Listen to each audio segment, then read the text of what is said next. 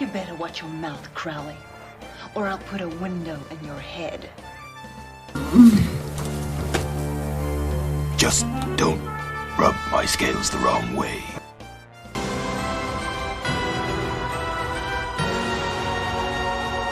Backlash. Oblivion 2. Welcome to The Good, the Bad, and the Sequel. This is the movie podcast where we're talking sequels, and we do it in two parts. The first, an interview with an actor or someone involved that made the film worth watching. And the second, a discussion of the sequel, what they got right, what they got wrong, and how it could have been better. Really hope you enjoyed last week's interview with number one on the call sheet, director Sam Irvin. It was so cool to talk about his journey growing up as a kid with his father and grandfather owning competing cinemas, and then him traveling out to California and actually seeing a scene shot for a movie. And then just his book, I was a teenage monster hunter, and his encounters with Vincent Price, Christopher Lee, you name it, he's talked to him or he's directed him, especially Elvira. Like right after I talked to him a few weeks back, he was going back to Romania and actually visited the set of the movie that we're talking about this week, Oblivion 2 Backlash. But it was him and Cassandra Peterson and 30 people from America visiting all the sites from Elvira's Haunted Hills. Great stuff. Sam was awesome. Check out his Hallmark movie. I have it on sequelsonly.com/Sam Irvin. He has so many flicks. You got to check it out. But yeah, I'm excited to talk about this movie because I didn't ask Sam when I talked to him, but it's very Twin Peaks-ish. And there's a character from Twin Peaks in it. And there's Twin Peaks in this that I enjoy in Lash. But before I talk about it anymore, I got to introduce you to my partner in the sequel watching journey, Jamie Riccardi. Jamie, how are you? I'm doing okay, Doug. How are you doing? Pretty good, man. I like movies like this, and I think you enjoy movies that have like these random people in it because you're one of those people, you watch a movie like me, and like Sam, when he talked about it, like he loved casting, whether it be guy at the end of the bar, it's like a person that we know. So it's like sort of like Sharknado-ish when you have all these like people that you know. Like you had like George Takei as like a Southern cowboy. I couldn't understand a word he said most of the movie.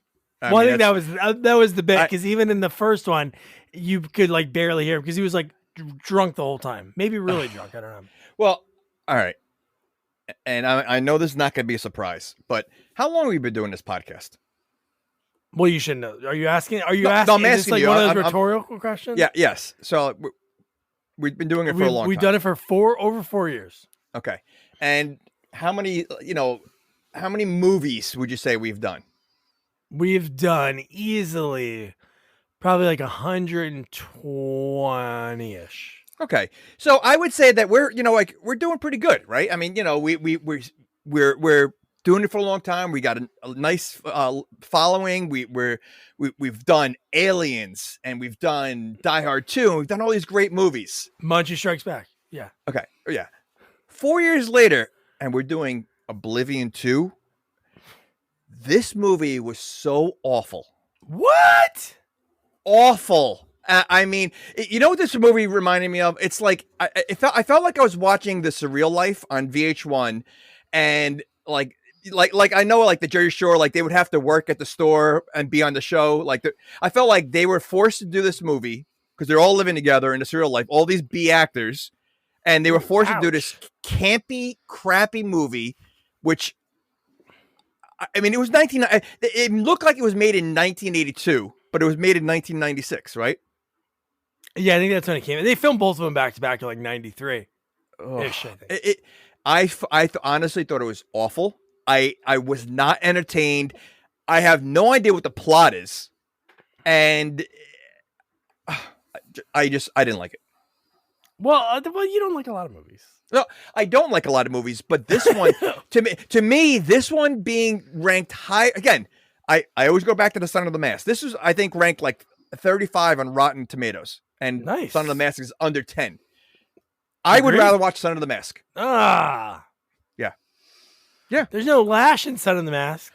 I know. Oh, yeah, but there's the Nosy Neighbors.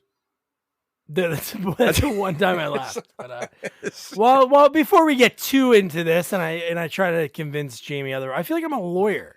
I am like the defense attorney for these movies. And I wear that badge proudly, sir. Yeah. Okay. And before you get to our guest, I get it, and I get the type of movie it is.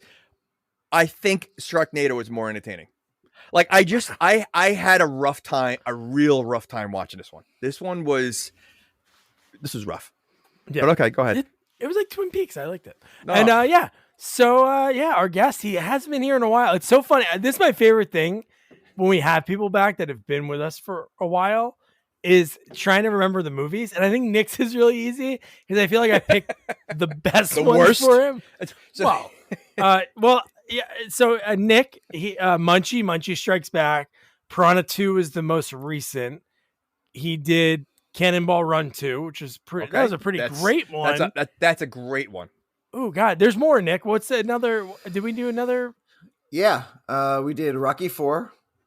Oh, Rocky 5. Wait, whoa. Oh, Okay, five. hold Wait, on. Let's not get crazy. Oh, wait. Hold Rocky on. 5. We would not give you Rocky 4. So you get Rocky 5. Yeah. I feel Is like- that You're it? lucky you got Cannonball Run. Okay, so Yeah. Oh, and Halloween. Resurrection. Oh, and Halloween Resurrection. Great. We give them the good ones, man. Yeesh. Nick, how you doing?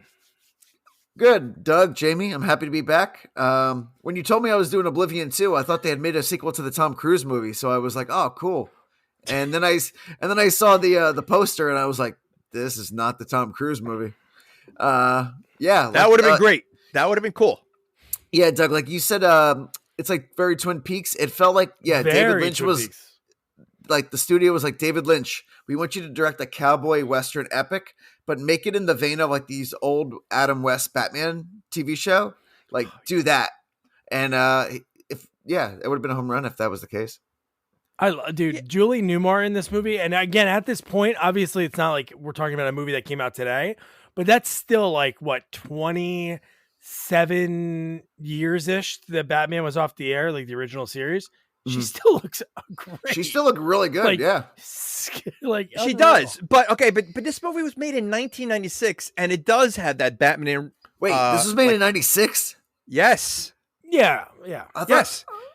That's what I'm saying. So it has the Batman feel to it. That the entire look, the budget was only about $2 million. Like I looked it up. They shot So it it back was to a cheap back, yeah. Well, I think that was being generous. It looked like the budget might have been like 500,000. That's like They built that set. They built that set as an investment to use, and it's been used in TV shows and movies. Oh, shocker! Because everything like shook when they walked around and fell apart. I think I think again the costumes it looked like they were going. It looked like a Halloween party. Like some of the outfits that everybody was wearing made no sense to the characters that they were, and it just looked. I really felt like I was watching like a Halloween party and just people like putting on a play. Yeah. It That's felt what like it a really bad acid trip. Oh, I I take a welcome bad it. acid trip over this. Yeah, Isaac Hayes was in this. Oh my gosh. Oh, Okay, he played what, a bellhop at a bar? that's where the I don't budget know went. what he was. I don't know what he was because I thought, it was weird his role. That he seemed like he wasn't a bartender at the bar poker room. No, but he wore the bell hat. You know, the hat of the bellhop. He had that little circle hat. Which, okay. First of all, do they have bellhops? Like, have you ever seen a bellhop before? At hotels, yeah. Yeah, hotel. You Yeah. have? Yeah. You've seen bellhops. Yeah. Yeah. To bring your bags to the room. I and have stuff? never seen a bellhop first, and they're wearing a little hat on top of their head. Yeah. I mean, they weren't. Well, No I mean, way. So. Yes. Then okay. Fancy, they don't wear the smashy little hat. places. I There's walked in. Well, I'm not rich like you, so maybe that's what No, it I is. just went in there to use the bathroom. I just saw them. He's like, "Sir, can I take your bags?" I'm like, "Yeah, hold this for a second." And I walked to the bathroom, and walked out. Why do you think their hat is so small? Like it really it looks like I don't understand. Like what do you think that concept is? And it's got the rubber band on it, right? So it's a hat Well, I with a think little it's rubber band. status. I think it's status. When you first get hired, it's a really, really tiny hat. When you're training, it's like a little tiny, like Dixie cup hat. And then the more every year they give you a size up. Okay. And then that's why if you ever see somebody walking around with a lampshade in their head, they're top rank. Are these the same people that have the bellhops in their hotel? Because I've never seen anyone walking around with a lampshade either. They put them upstairs. That's only for VIPs. Oh, And they're in the cut hole in presidential it. suite. They're in a They suite. cut the hole in Okay. it, almost like in like Fat Albert. Okay. Great. Did you see who the villain was in this movie? Okay. The guy who What, was you mean like, Who played Grease too? Jaguar? No, I no. thought you Well, meant- not Maxwell Caulfield. I guess he was sort of a villain at one point, but Andrew Divoff, who was he was the villain in a ton of movies, but I remember him from Toy Soldiers, the Sean Astin, Will Wheaton movie. He plays the bad guy in that one, the main terrorist. He was the guy under that makeup in these movies. oh, he was Jaguar. Yeah, he was Jaguar, and then spoiler, if you saw the first one, Nick can attest because you watch it. He's Red Eye. They're the Yeah. same person. Why did you have Wait. me? Why did you have me watch the first one when I could have just watched the first 15 minutes of this movie? Oh, okay. Wait. Okay. I've never seen it. I was like, wait, Okay. what? I've never watched a movie where the movie plays for 10 minutes before it starts.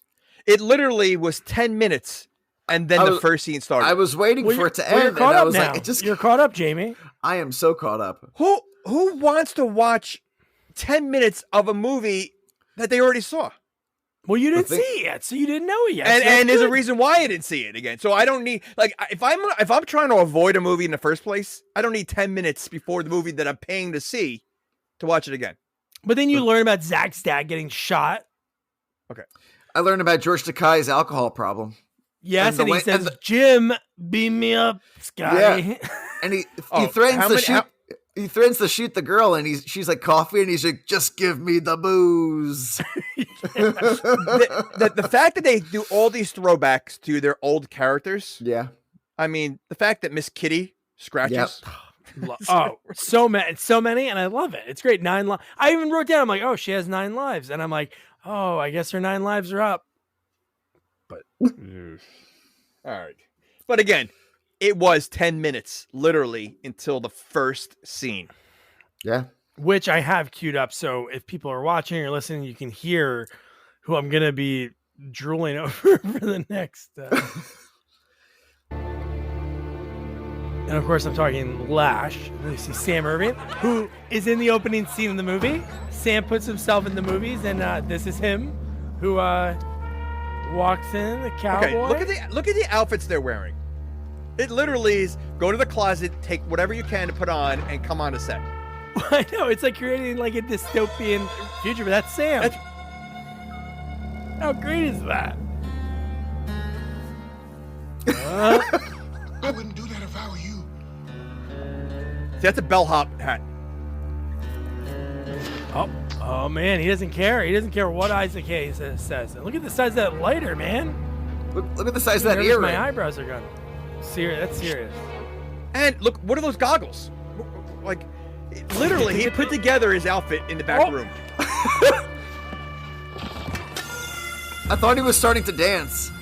Woo! Oh, Those things will kill you.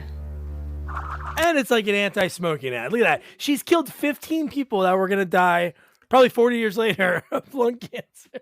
she's very Rose McGowan-ish. Oh yes. Oh, no, Yeah. way better than comparison. Rose McGowan. Wait. I don't know. I like Rose McGowan. Rose McGowan in the wrestling movie, Ready to Yes. Rumble. Ready to Rumble, yeah. Peak Rose McGowan. But yeah, now let's talk about this movie.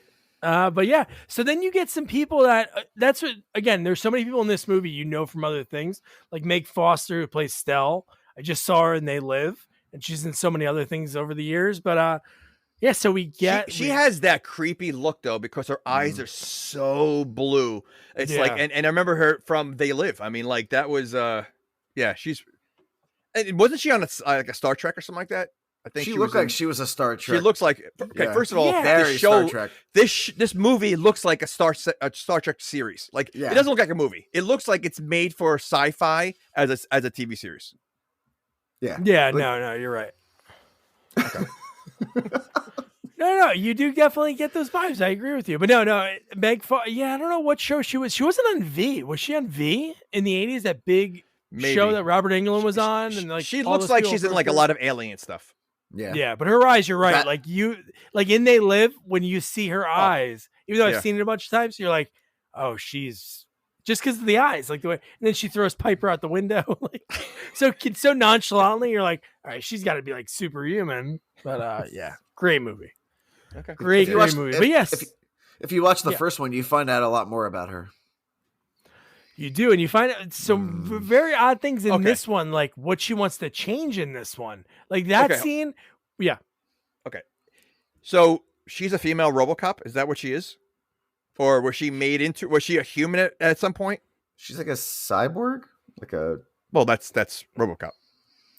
She's like the one from what is it? No, the one Jason movie in space. The robot I don't even know. Like an android. She's a female. Like android, yeah. She's a cop. Yeah. And she's a robot. She's a RoboCop. I mean, her arm shoots off later in the movie. Yeah, like Rock'em Sock'em Robots. Yeah. So I mean, so she is like a robot. She is like again, I didn't see the first movie, so I don't know if she was a robot in the first movie too.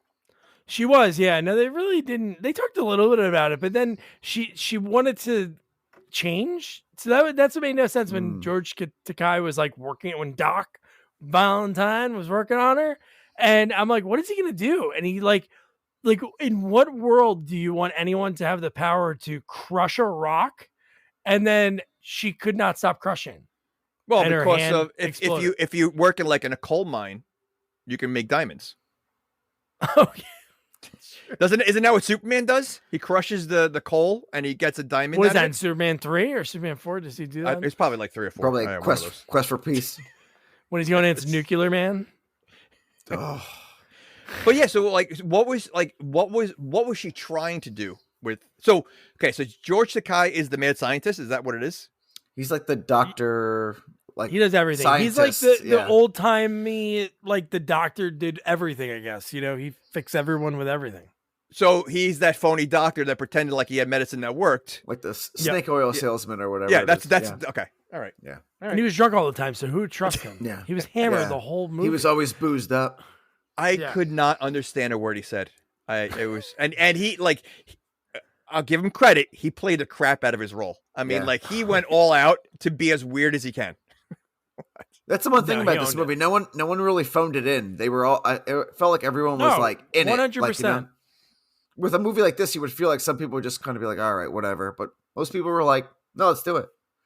Yeah, even Lurch's role in this movie. We covered Lurch earlier in the year because he was the main villain in the Ewoks: The Battle for Endor. He played that main creature at the end of the movie. But no, even him in this movie, like he's as quirky as he is as Lurch or in Twin Peaks. Like his line, like I've never heard him speak before, so I'm surprised he spoke. Like because he had funny lines. He did, but I thought he would have like the Jaws like sounding voice. Mm-hmm. Like or like the Andre the Giant, because he's such a big guy, and he actually sounded normal. He had a normal speaking voice. He's probably like the superest, like nicest guy ever, but he just looks like he has that real menacing like look. So why is he wearing like the Abraham Lincoln hat? Well, he is the old school mortician. They always wore those hats back in the day. So this movie's made in 1996. When is it supposed to be taking place? Is it supposed to be taking place on a planet now, or is it okay? Well, I don't know what year it is, but it's in some dystopian future where everything like worlds are collide. Like wait, it's in the future, but everything looks like it's in the past. Well, different societies can be at different speeds than we are. Okay. There might be a planet X47 somewhere out there where they may be just building the first bicycle or something. You never know. They still have horses and 6-shooter guns. So, well, are they horses or are they robot spaceships? Horses? And spaceships. They're robot horses. Yeah, robot horses. But I love that they're spaceships, and he parks it at the train station. Okay, wait. Okay, first of all, the one ship looked like the Millennium Falcon right in the beginning of the movie. Right, that thing is flying away. Crowley? Are you? Well, you talking about Grease 2 guy? Grease 2, spaceship? Maxwell Caulfield. Who didn't age from Grease 2 to this movie? No, he looks exactly the same. But I mean, how far are you reaching when you're using him as your main villain, like one of the main actors? Well, is he the main villain? Well, he was supposed to be villain. He was going to kill Lash or take Lash in. Well, wasn't kind of Lash bad. she Cut a guy's dick off. We didn't talk about it No, yet. wait a second. She cut a guy's dick off. Well, I mean, shame on him for putting the map there. I mean, so that's his fault. Yeah. So, but wait, I want to go back to the spaceship. So, sure, he comes. They arrive on a train track for the spaceship. Well, no, he flew in the sky and then he just parked at the train station. But he came on a train track. The way he came around, it was like it came in like a slide, like he was on a track. But there were no other spaceships. So, why do they have a train track station? But there wasn't one other spaceship throughout the whole movie. The budget Only was really light. Okay. It was a really light budget. Okay. All right. But no, we'll talk about Crowley in a second. But no, because who he looks like, which I think it's whenever you do these type of movies, like these B movies, you always have these characters that look like other people, or they're like wardrobe wise, they're looking for somebody else. Who he looked like John Ritter. I thought he looked like John Ritter. Oh yeah. Well, I was gonna say Willy Wonka. he dressed like Willy Wonka. Very Willy Wonka, yeah. But his face, I'm talking about Grease 2 guy. He looked like John Ritter. At first, I'm looking at him, and he looked very similar to him. Yeah, John Ritter could have been in this movie. He would have been much better.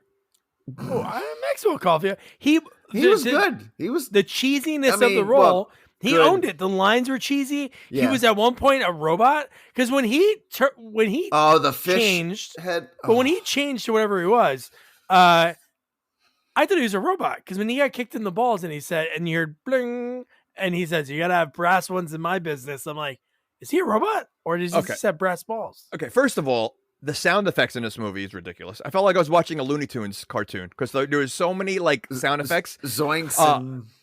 Yeah. But back to Grease 2 guy, Caulfield. Yeah, Maxwell Caulfield. Okay, Grease 2 is a horrendous movie. So they're like, you know what? We're making a movie. Let's grab someone from one of the worst movies ever made to put him in another movie that's even worse than the one he was in before. But that gave us Pfeiffer. It did give us Pfeiffer. But she went on to bigger, better things. He went on to this crap. Whoa! I mean, different trajectories in career. I'm just saying, if you're trying to make a movie, why would you take anyone from a movie that bombed? Well, I could tell you why, because no one else wanted to be in the movie, so beggars couldn't be choosers. No way. Sam could have had a ton of people in this movie. No, I think he had a relationship with Maxwell Caulfield. No, he's good. I like. Again, I remember reading an article about him when he was in Grease too. I feel like he was like really young, and he was like married to like a woman like a lot older than him. I think his wife was like in her 40s. They ended up like breaking up because the girl he was with later. I think when How Did This Get Made covered it, somebody interviewed him or uncovered like a Playboy article with him, and he was talking about mature women, and he only liked women over 40. Well, women over 40 like a cool rider. Cool rider. Oh man. So let's get back to the beginning. So they're doing this poker hand. They're betting. It's Lash, the amazing Lash in this movie. And she is, I don't even know what the other guy's name was, but they were betting. And what did she put up? She put up, sex herself. Yeah. Yeah, correct. She did. And he put up the mine, the Draconian mine, which Draconian is mentioned in the first movie. Yeah. But in this one, it really never came to be anything. Well, it became something that moved, which is kind of wild at the end. But when she loses and she's like, okay, make sure you bring the map, right? She makes sure to mention that when they leave the poker table. She did. And then. Yeah. So, okay. What, if you have a choice, and I get it, why you want to tattoo it to yourself. This way you always have it in case it gets lost. True. Prison Break. Okay, right. Prison, whatever. But of all the places that you could, because let's just say for argument's sakes, like when you're getting the tattoo of the map in a certain area, are you at full attention to get the full map? Or, what if you can't get full attention, then you only see part of the map, half the map? Great question. I would think you have to get it full attention because it's really hard for the artist to know how much Pause. it's gonna.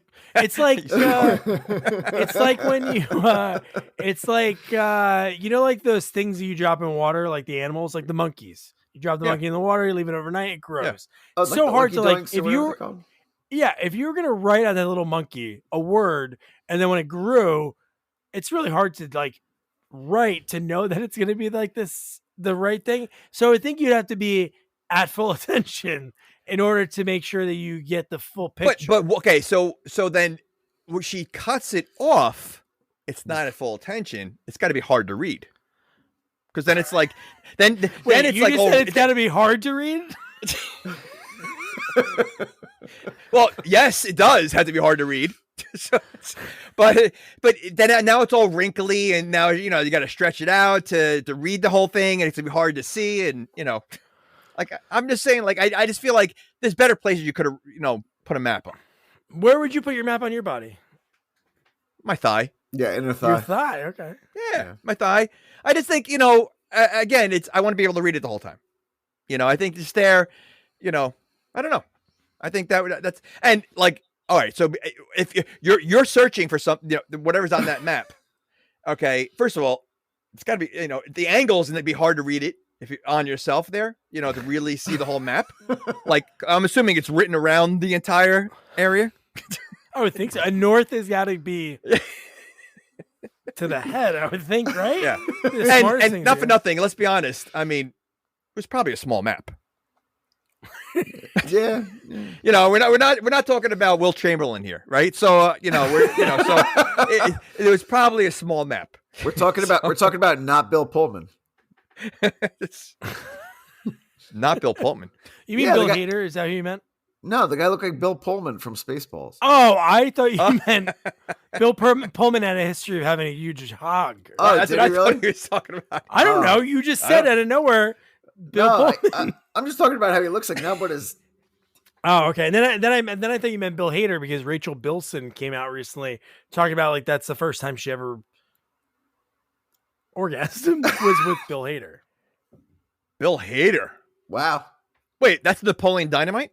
No, No. that's Barry. That's John Heater. Oh, Bill Hader from SNL, man. oh, Yeah. okay. Come all right. on. And I thought it Barry. was Napoleon Dynamite. I mean, Gosh. But no, Okay. I guess you'd have to do something, stretch it out. You'd have to like pin something but somehow, or you just have to take the whole skin off, stretch it out, like cut it in the right spot, peel it out like a map, and that's what you got to do. jeez. All right. I just think there's better places this guy could have done it. Yeah. I mean, so okay, so he's about to have sex with her, and you have that creepy guy underneath. Which, who is that guy? He looks familiar. Oh, Bork. Oh no, dude, his Bork. name's Erwin Keyes. He Okay. is one of those character actors. I would say put him toe to toe with like Tex Cobb. They Oh, played yeah. a similar role. I bet you they auditioned for the same movies. Like Tex Cobb could be in that role in this movie, like the same Oh, kind yeah. of thing. Well, I mean, yeah, Goofy, but Bork scary has looking. that look, though. I mean, he definitely Yeah. has that like look that he has the look of the role that he played. Right. Oh, yeah. So, like, I mean, he literally walked in, and they were like, "Dude, we don't have to change anything. This Yeah. is the guy. This You're is the guy." right. he came in a set like that. They were like, makeup, you don't have to do anything. He's got it. Yeah. So okay, so after she sees the map, she cuts it off. Yeah. That Yep. kills him. Well, I guess so. And he deserved it anyway because his creepy lines, like he wasn't even good at dirty talk because his line was, "How about you and me lay horizontally?" And I'm like, okay. All right. Well, this was in the Old West. Maybe that was a big, That was the turn Yeah. on line? that was a turn on back then. But why would that kill him? I mean, John Wayne Bobbitt was alive, and he got cut off. Yeah. That's true. And they Like I don't think getting that cut off. I mean, you can get your arm cut off. You're not going to die. So why would you die? Having that cut off. Well, do we know he died? Because did Lurch Well, you come don't see the rest of the movie. Yeah. That's true. Yeah. Maybe he True. took the spaceship and left. Next spaceship that came in, and he went to Sheboygan or something. But no, I really don't know why. The thing is if she pulled a knife out, because you see the way she pulled it Yeah. out, If I was him, I'd be like, all right, I'll tell you where it is. I can draw it on paper. How about you just like look at it and copy it? Or I know there's like we have spaceships here. Is there a fax machine or a copy machine somewhere? Well, my guess is he used it to sleep with as many women as he can. Because he would say, listen, look at the map here, look where it is. And, like, that's a good reason to, let it out. And then they would have sex with him. And then he leaves in the morning. And he's out. So is that a good line? To be like, yeah, I got a Banksy picture down there. You gotta dance a little bit for it, honey. That's not Banksy, that's Bart Simpson. But no, it makes no sense that he would get just roll it up and put it in your wallet. Wait, roll what up? You're saying roll up his junk and put it in her wallet? Yeah, I'm saying get it cut. No, I'm saying get it, put it tattooed on there, cut it off, put it in your wallet, and then you'll have it. Oh, she put it in her wallet. All right. Yikes. She's lost looking for directions. Well, hey, beautiful. I'll help you if you got a map. Oh, well, I got a map. I got a Can map. You hold that side? By the way, I would also think that after she cuts it off and the lack of blood, it's going to start turning black and like start shriveling up and like just becoming, start decaying. She's going to have to find it quick. She's going to have to get that thing on ice. Keep it on ice. You know what would be a funny bit if she looked at it after she cut it off, or looked like maybe just do like just stare at her eyes, and she looks down. She's like, "Oh, I know what this is," and we hear a and it just like hits in the spittoon or something. Well, and then later in the movie, you see him wandering around looking for it. Yeah, or someone steps on it. Someone steps on it later. Yeah. Like it's like a banana peel. It's like, oh, yeah. It's like in Can't Hardly Wake, the letter that gets stuck to everybody's foot and everything. Yeah. But with the guy's dick. Yeah. So you're saying that his junk gets stuck to everybody's foot when they're walking around? Yeah, and it gets taken all over the place. That's gross. I don't like the sound of a cockroach stepping on a cockroach and hearing that crunch. Wait, can you imagine stepping on his junk and hearing? Are we trying? Well, you could have picked any animal, or insect. Cockroach. And you choose cockroach. Okay, I'm sorry. I don't like the sound of a cat when I step on a cat and hear that crunch. That's how better. I think you're going to say penis beetle. Penis beetle. Our buddy's listening to this right now. Our bug expert, and he's probably like, guys, you don't step on cockroaches.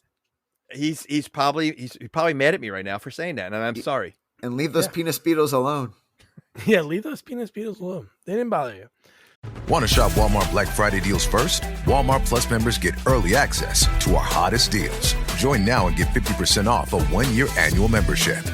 Shop Black Friday deals first with Walmart Plus. See terms at walmartplus.com. So then we cut back to, so from there, she's able to, now she knows where the draconian mine is. Then at the same time we see Marshall Zach Stone for the first time. And, man. What's his deal? Because, he has this girl that really likes him. Maddie, who was, I believe in the first movie, was she kind of had the hots for his dad, right? There was implications that they had slept together yet. Yeah. His dad was really old. He was like Wilford Brimley, now old. Yeah. You mean like 40? Yeah, 42. But no, he was like an older guy. Yeah. No, it was like an older guy. And then there's a weird reveal at the end of the movie that Miss Kitty is possibly Zach's mom, but they never mentioned that in the first one. Well, it was just but in this one, she mentions that she knew his father. They had like a well, everybody did. I know, but everybody, because he took care of her, but she meant it, I guess, in a sexual way, when really you thought, because she runs a whorehouse and he was the marshal in town, that whorehouse, I mean, H-O-R. When that guy spells that, you're like, what's this guy going with this? H-O-R? Ugh. Oh my gosh. But yeah, so what do we got here? Next, I guess, is really like, the Catwoman is the next time we see her, right? We're at Miss Kitty's saloon. We're at the saloon, and this is where I said, because they're all standing around like they're part of the village people. Like the outfits they're all wearing. Yeah. This is where I said it looks like a Halloween party. When they're at the saloon, like every outfit really looks like they went to the back room, said everybody just grab what you want to wear, doesn't matter what it is, put it on and get on set. And that's what it looked like. Like it just, I don't know what they were aiming for. Like, was this supposed to be a Western or a science fiction movie? Well, it's sci-fi. Or it's like Cowboys and Aliens, like that movie Cowboys and Aliens that came out like 10 years after this. And they used the same tagline as this movie. Yeah. Ooh. That movie's a little better than this one. Not much. It's got Harrison Ford and Daniel Craig, you know. It is true. I'll take it. Yeah. Okay. So, but no, wasn't it kind of weird to hear Miss Kitty in the scene when she's talking to Meg Foster, Stell, and she says, I bet you that the marshal gets shot. It was kind of weird when you hear what she says at the end of the movie, that you're my son. I forgot what she said instead of son. Another word that says there's so much mystery around her. Like I don't understand what she is or like who she is, because, you know, again, like she really is like the main character in this whole movie. Mm-hmm. You know, from beginning to end, and like she gets herself like but I don't understand like does she have superpowers?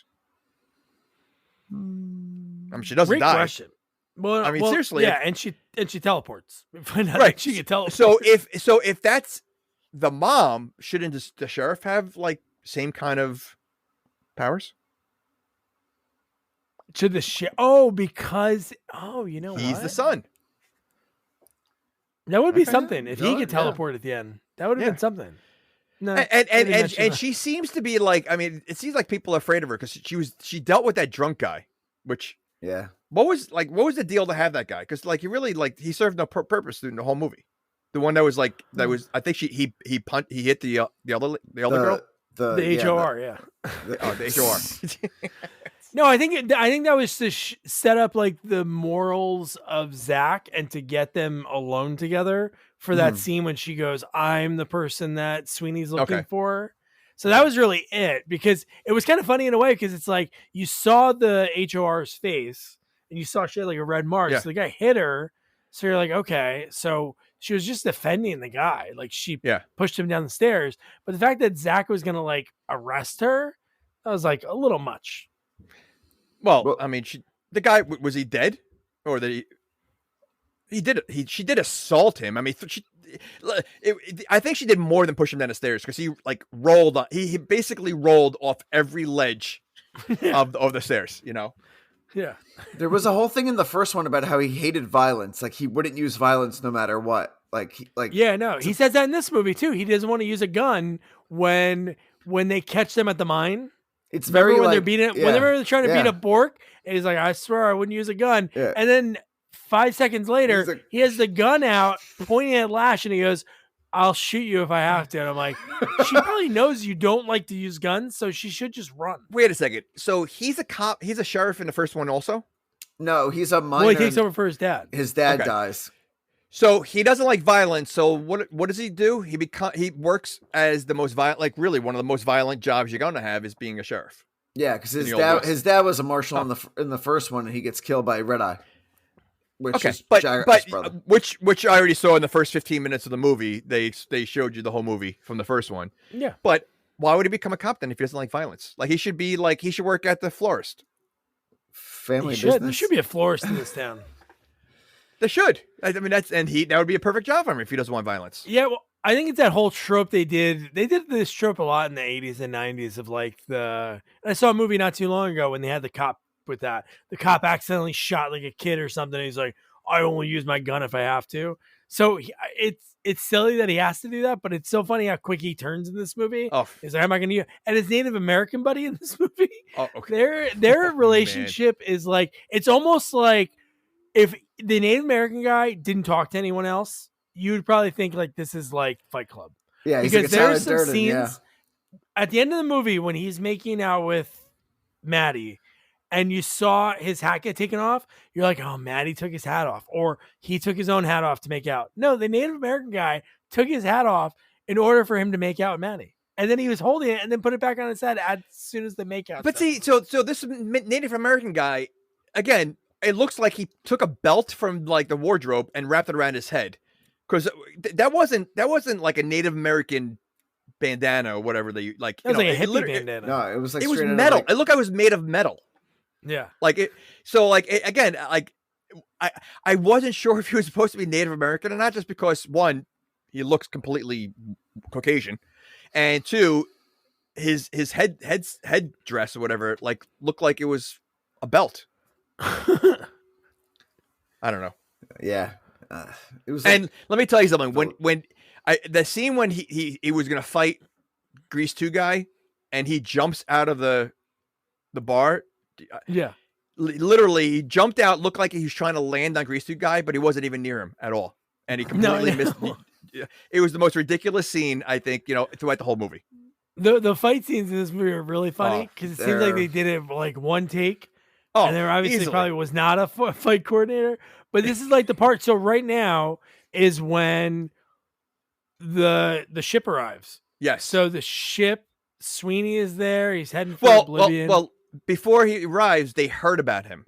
So they're all they thought he was as big as that barn, as wide as it's like they described him as like the biggest thing you're possibly going to imagine, and then here comes this preppy English guy. yeah, looking like Sherlock Holmes. 10 feet tall, wide as a barn. Yeah, it was like Chuck Norris, or it was like Dalton.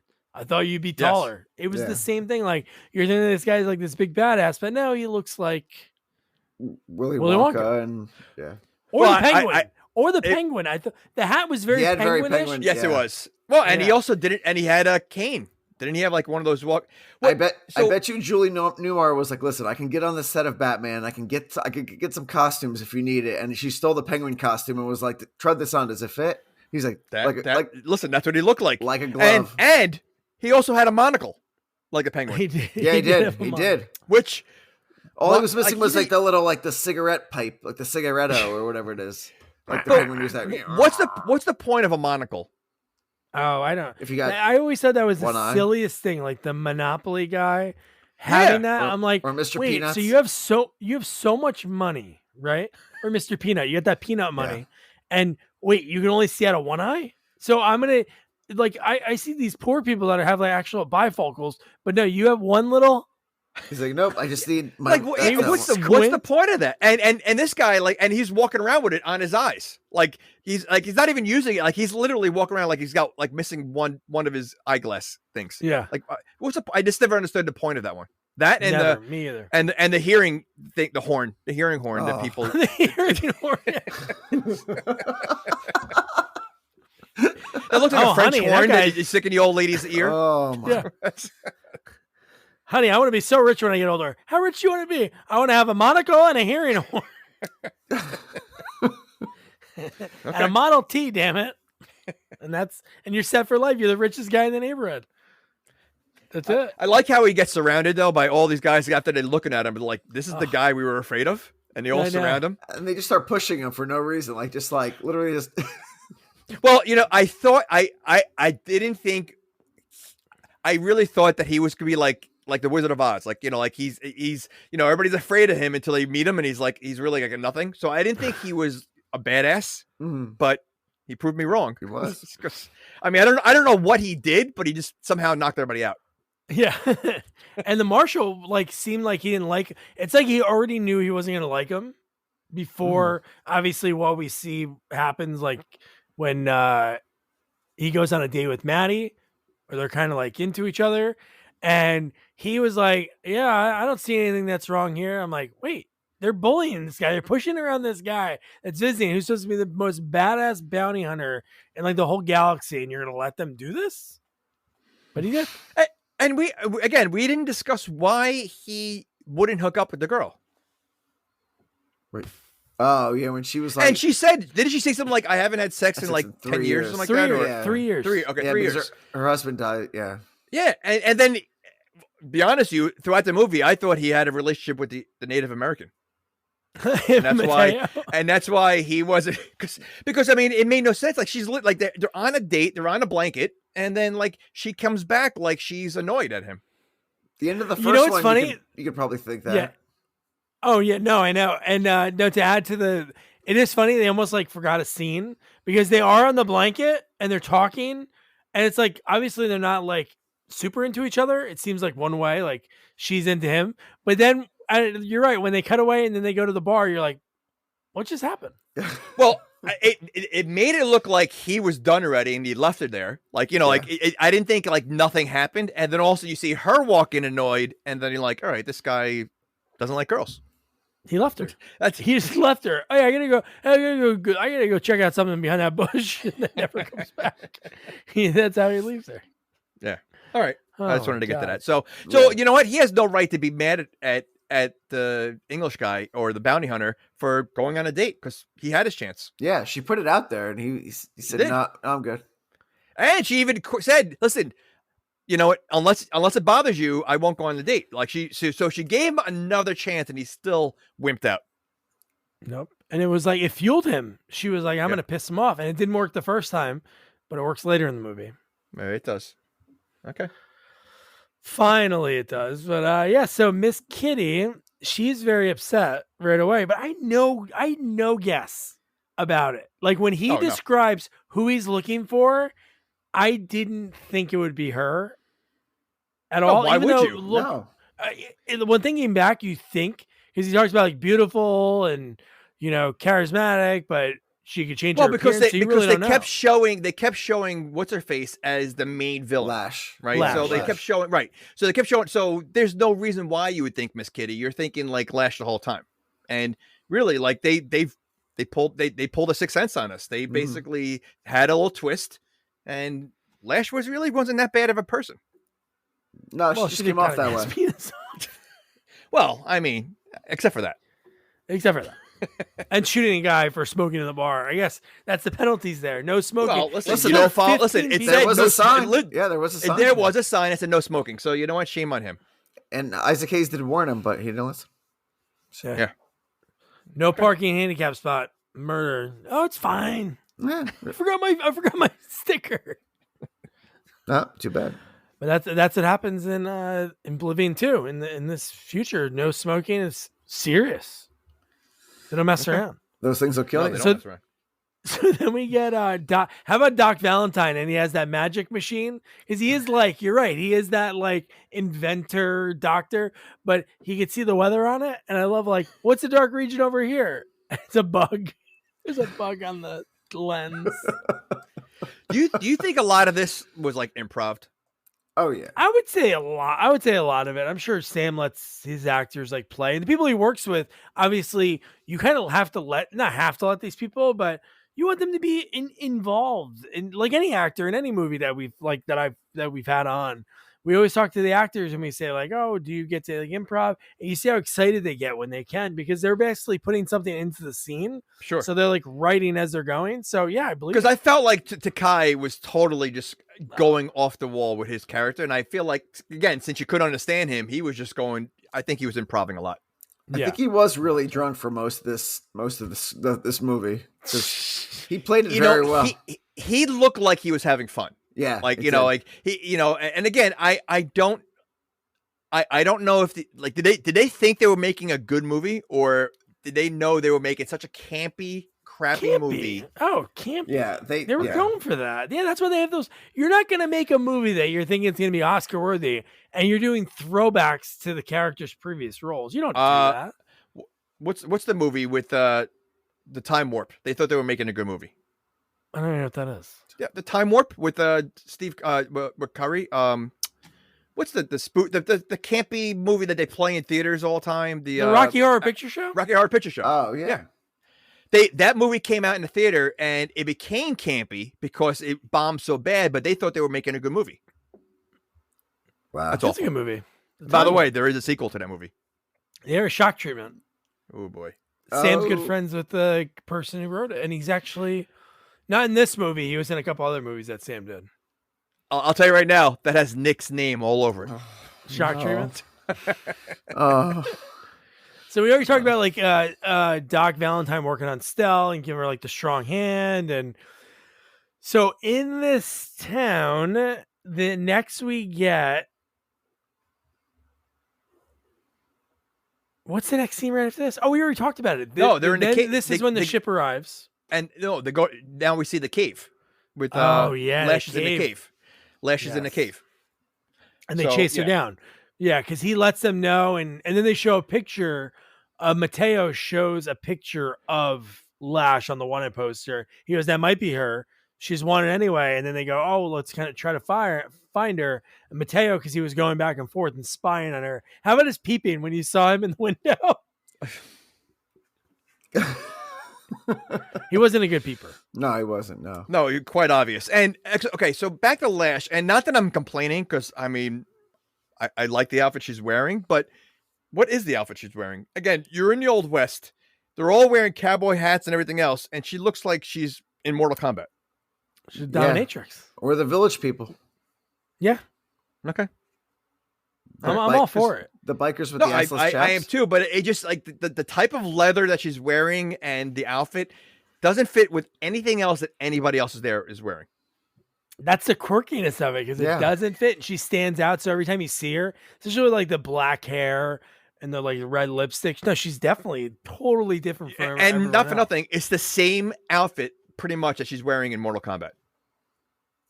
Yeah, except hers is like purple, like Sindel. Yeah, but it's the same type of like, like one piece kind of, outfit. I guess, All right. I would say the only person I thought could have been doing it, I'm reading my notes, and when Stell shows the wanted poster and she's like, "Oh, it's got to be her. She's ruthless. She's terrible." Like, and then when the guy goes, "Oh, maybe this could be her," she like gives this wink, and I'm like, maybe it's Stell.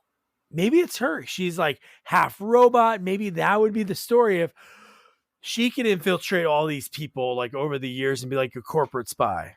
You were thinking that deep into this movie that there's like, I was just looking at everything at face value. Yeah. I would just going along. That's not how I watch. I'm next level. I'm in depth. Yeah, I didn't think there was watching any behind clever the scenes. There's no way I was thinking there's going to be any switcheroos or cleverness in this type of movie, and I was watching it as face value. There's layers. There's layers to this thing, Jamie. Layers. There is layers. I just don't understand. Again, I don't understand the plot is. I don't understand what they were looking for in a cave. The only plot I knew, or I just was easy, is that the bounty hunter was looking for, I thought, Lash. That's it.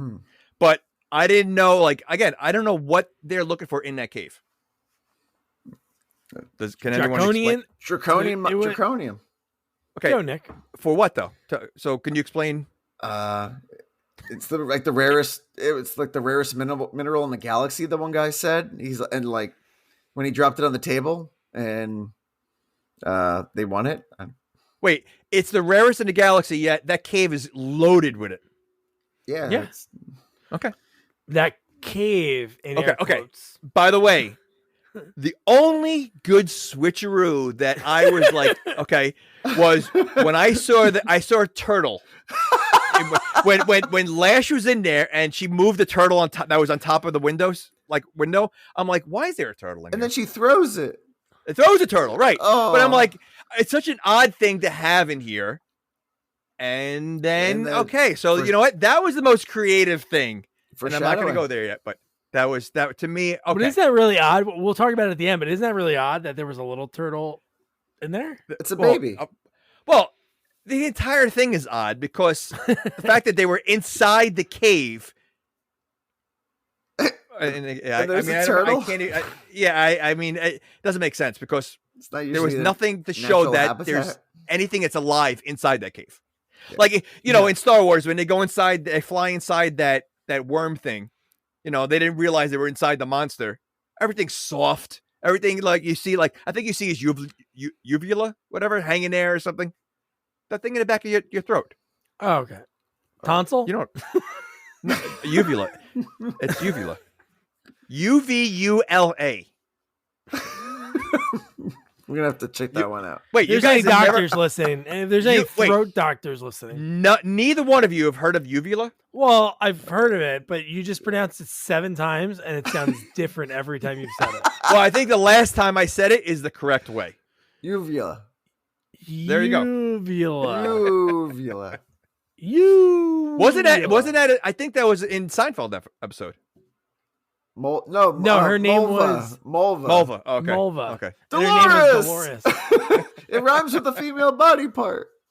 What a great man. Okay. So anyway, so the fact that they're walking around and everything is stone, everything is cave, everything is, like the fact that it's able to move later on makes no sense.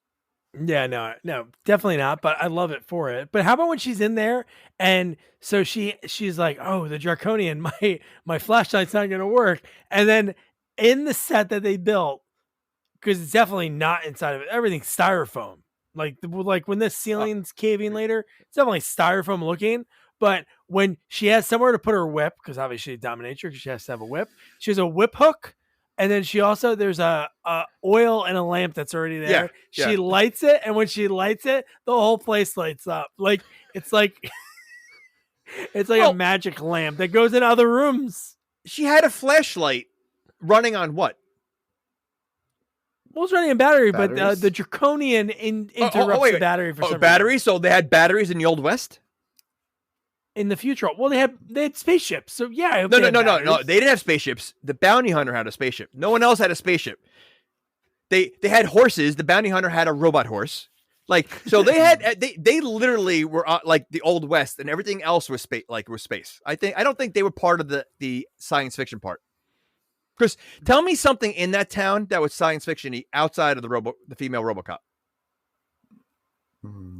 There was nothing science fiction about this at all. I guess Doc Valentine's. That was like not anything too crazy. His bad. No, he was like a Doc Brown making inventions. I'm sure they had inventions in the Old West of like they had some kooky guy that was making all these crazy inventions back then, and that's what he was. But I mean, there was nothing because they even look shocked when we see the bounty hunter change. Like none of them were aliens. None of them had powers. None of them, like no one there except for Lash. She was the only one that had who had electricity? She did. Lash? Yeah. Okay. Yeah. Oh, with the whip. Yeah. Again, makes no sense that she couldn't get out of her prison, but she was somehow tied up. And we'll talk about that in a second. Right. But no, so when she's in there, like you just said, she lit the oil lamp and lit up the whole place, and then everybody, as soon as she goes in, Bork's waiting outside. You have the Marshal and Mateo. They show up. They keep getting their asses kicked by him. The bounty hunter just walks up. He walks that right fight, in. by the way, was the most ridiculous thing ever. It looked like old school WWE like wrestling, but from the 70s. Like it was just like so like ridiculous. And they were awful. Yeah. But, so when he goes in, I love the line, especially with the monocle to add to it, when she goes, how did this happen? Because the rocks fell and she's yelling for Bork. She keeps yelling for him. And who lets her out? It's Sweeney. And she goes, it's a booby trap. And he puts on the monocle and he goes, I see. And he's looking at her breasts. And then he explains who he is and what they're going to do. And she goes, can you hold this whip? But just before she hands him the whip, she flips a switch. Now, here's my question for you guys. Was that electricity that shocks him on a timer? Or was it voice activated? Because she says the line. She actually says the line of shocking. Yeah. She goes, it's quite shocking. And then that's when he gets shocked. So I don't know if she timed it out or it was voice activated. Well, is she a sorceress? Is she a sorceress? No, I don't think so. No. So she just has electricity. She's just a dominatrix. No, she had a switch. She flipped the switch on it to electrocute. But I don't know if it was voice activated or it was like in 10 seconds, it's going to shock whoever's holding it. Do you think George Takei also made that? Oh, probably. Maybe, I can see that. Okay. Yeah. I can see him messing around with Lash. Back to something you said. Does anyone know why a booby trap is called booby trap? It's a great question. That is a good question, right? I mean, the joke is in Goonies. Yes. It's actually the line in the movie. A booty trap. Booty trap. But then he said the line wrong and they kept with it. Him and Sean Astin Data when they were going. So you think it's supposed to be called a booty trap? Because it's pirate's booty, right? Gold. So you're saying that booby trap came from Goonies? Changed the whole world. No way. I'll buy I don't believe that. No way. There was booby trap before then. Oh, we're Googling this after. Although I'm afraid what's going to pop up when you type in booby trap. Yeah, you better watch that search history. Wait, actually, whoa, it's really dark when you read this is just like a Wikipedia snippet. It says the phrase booby trap originally applied to schoolboy pranks and yanks. Oh, Ghoulies Go to College is another one Nick did. And Cranks. He forgot that one? Well, because my mic cut out on that one. I was really a part of that one. I do. I would take that movie all day long over this one. Both great movies. I did double feature. But then it says but took on a more sinister connotation during the World War I. So it went from schoolboy pranks to murder. So do you think? Do you think they had someone show their boobies and distract someone? Ooh, and then they set a trap for them from the boobie, and it's a booby trap.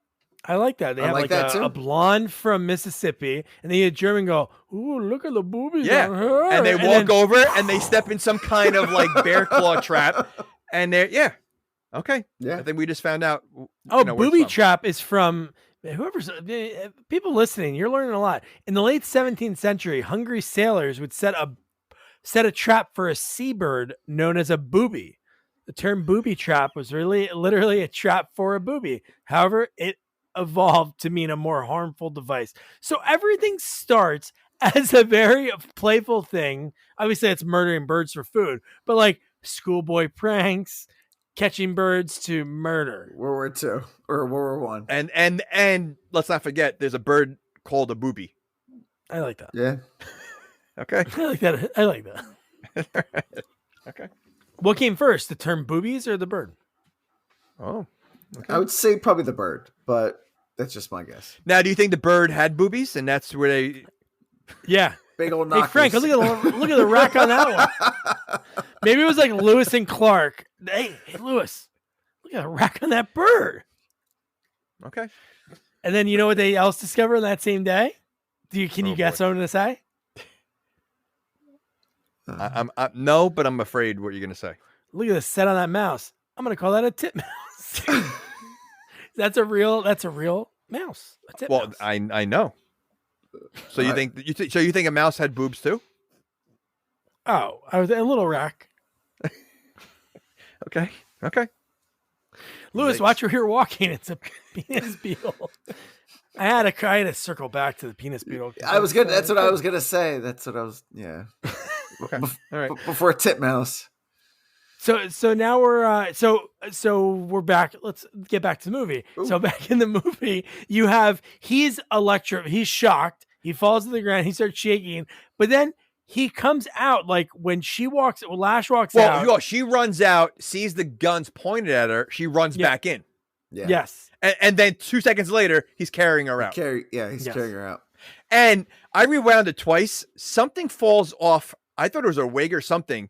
When you watch it, there's something that falls behind them as she's walking out. And like, I couldn't picture what it is. And you don't see her head, you don't see her face, but something off of her falls off as she's walking out. Oh my God. A little blooper. You watched the scene twice. Look at this guy. I did, because it was a little blooper, a little booper.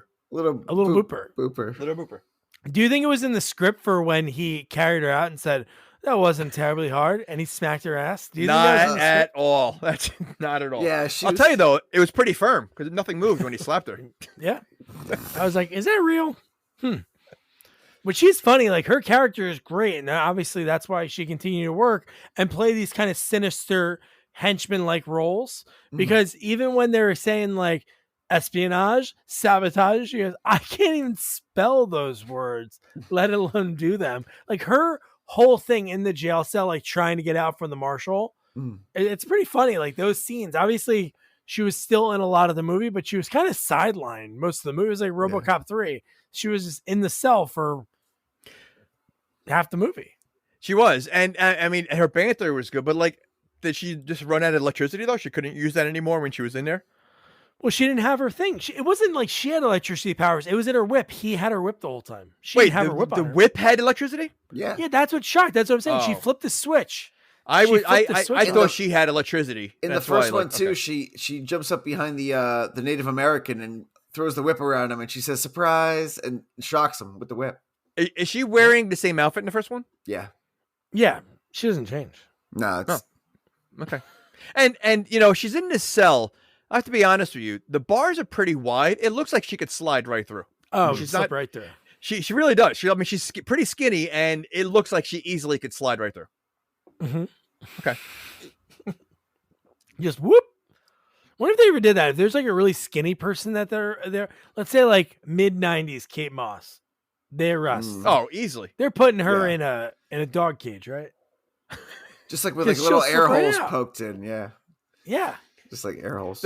Did you notice that when they went back to her cell, the way she was laying, her hair was all laid out like she was like posing. Like if in the scene, you see her from, like the cameras from the above view looking down at her, and her hair was neatly groomed, like spread out throughout the whole cell. Oh, you're talking about when she's saying, I hate you. Yes, a lot yes, when she's picking the flower. Yes, I didn't notice her hair, but her lines are funny. It looks ridiculous because, like I said, it's combed out all over, like it's like all it's pretty funny. So then from there, it's so funny. They're getting ready to leave, right? Sweeney's like, I got her. I'm going to go. Just make sure Marshall fill out the paperwork. And then George Takei or someone comes in and says, like, there's an electronic storm. You're not going to be able to go anywhere. It's like, I guess I'm stuck here. And then that's when he like hits on Maddie. And like pretty soon after that is when, because Zach doesn't object and they go on the date, like right from there. So your first date, you bring him to a whorehouse? It's the only place to go. I think it was the only place. I think it was the only place in the entire town because they don't show any other building except for the bar. Yeah, it's a general store, Miss Kitty's, Doc Valentine's. It's a hotel. It's a hotel. It's a doctor's office, restaurant. Yeah, it's a and the mortician had a place. The funeral home that had bingo on Thursdays. Mr. Gaunt. Yeah. But no wonder they do bingo. No wonder Kitty has all this money. I mean, she runs the town. She's a very successful business person. Yeah, that's her superpower. Yep, that's her superpower, and she can teleport. She knows accounting and hologram. She can hologram and holograms. That's the other one. So then we get Chef from South Park. He's sitting there talking to Bork, and he basically, like, again, it's almost like Bork forgot what he was supposed to be doing because he goes, well, you have to go get Lash out. What am I going to do? And then I know her, Red Eye. You think Red Eye's back from the dead. His acting. Well, he's missing his red eye, though. He's missing his red eye, but it's and you made a comment that like Bork seems to forget what he was supposed to be doing. Are you surprised that he forgot? Like based on how he spoke, he reminded me of Mongo from Blazing Saddles. Yes, yeah, he's totally. Is that Mongo from? No. It's not Mongo. I thought it was because when you look him up on IMDb, the picture of Bork he's wearing a cowboy hat and he looks like Mongo from Blazing Saddles. His profile picture. So I thought it was him. Yeah, you got to see his IMDb, but no, it's not him. He's from. He was born in New York City. Oh my God. But yeah, he's been in a lot. He passed away a few years ago, but yeah, credits wise, Police Squad. He was in Exterminator 2, a sequel that I know Jamie wants to definitely do. Even though I never saw it. He was a chauffeur in Death Wish 4. Wow. He was in Frankenstein General Hospital. He played Wait, he was in Frankenstein? Let me guess, he played Frankenstein. Wait, it was called It was called Frankenstein General Hospital. Oh, dude. Yeah, he plays the monster in a few different things. Oh, shocker. He looks like a monster. I mean, But you know what? Listen, I give him credit because you know what? He became an actor in Hollywood. I mean, how many people looking like him? I mean, look at Ron Howard's brother. He looks like a monster too. Yeah. Oh, Clint. But no, he's been in... the big thing I remember him from is he was in the Flintstones. He was like one of the main guys. Oh. Well, let me guess. He played a monster in the Flintstones? No, he just played a normal guy. He played a caveman looking exactly like he did. He played Joe. By the way, Nick, Clint Howard turned us down. What? I spoke to him. Oh, Clint. Yeah, he was busy. I mean, he's still working. He's still doing it. He probably has a longer list. Well, not as long as the Asian guy from Lethal Weapon. Yeah. I think he has the longest list in IMDb. The one that basically doesn't speak in every movie, but he's in every single movie. Yeah. But I would say Clint Howard, I guarantee you he has a long, because he's in everything. Yeah, his IMDb is, yeah. Holy shit. That would have been awesome to get Clint Howard, though. Yeah, no, definitely. And but so then, never mind. We'll talk after. We can talk about Clint. We can talk about the prospect of maybe we could have got Clint Howard. But no, so then right about this time is when, so the brother walks in, and at first he's like, Red Eye, you're back from the dead. And he even says, oh, I'm his smarter brother. Smarter brother, Jagger. But he goes, we have to go get her out. So you said he's the villain, but he doesn't, does he, unless I forgot, does he do anything in this movie? He just wants to Lash. Well, yeah, he just wants to lash out. That's it. In order to lash out. He wants to lash out in order to get the mine because he finds out right away. Don't they kind of lash out later? Oh my God, dude. Oh. So weird. Unnecessary. Talk about dirty talk, man. Okay. All right. Oh. Well, she seemed to like aliens because I guess she was like also with Red Eye. She seems to like everybody. Well, except for the guy she cut his junk off. Well, I mean, she almost, She made out Marshall, gave him a nice little bite the bottom lip, and he was so like stunned by it, he didn't want to let go of the whip. He held on to it until she like pulled it out of his hand when she walked out. But just before we get to like when she gets let out, we get the Marshall, and they're trying to figure out what to do because he finds out that, hey, this is not Miss Kitty admits to him, like we talked about earlier, hey, I'm the one that he's looking for, not Lash. So he's like in this like pickle of like, what do I do? Do I like send her there just to save this woman that had like sort of relationship with my dad? Like it was like this really hard situation for him to deal with. And then what he says is, yeah, you can't have her. I'm going to keep her. I don't know, 1 or 2 years. And it's like, okay, what are you going to keep her in the cell for 2 years? Like, wait, okay. This is a guy that he saw the bounty hunter destroy like 10 people in a matter of a second. Yes. He tried to fight Bork and failed miserably. Mm-hmm. And he's going to tell the bounty hunter, you can't have her. Like, how did he expect to stop him? Because he doesn't want violence. So like the fact that he was trying to act tough, like from this point of, because he obviously had an issue of, he didn't know who to, like do the, which, by the way, Lash is in his mind is still an evil person, so he easily could have given her up. So why was he protecting her? Great question. Yeah, I don't know why he would have done that, because even I think, and then he didn't think it through so much because she was smart, because she starts shouting, "He knows I didn't do it," and then it's like he's in this weird situation of like, "Oh, I know she didn't do it," and then even Caulfield, he feels the same way too. He's like, oh, well, so who is it? Like, so it's this weird little thing. Yeah, but dude, it shouldn't be weird because it seemed like he had a good relationship with Miss Kitty. And like, I don't know what his relationship was in the first movie, but like they seem to know each other, and he's where Lash has been the evil one the entire time. So like, even if Miss Kitty was the one that was guilty, he should have just thrown Lash out. Wow. And protected her.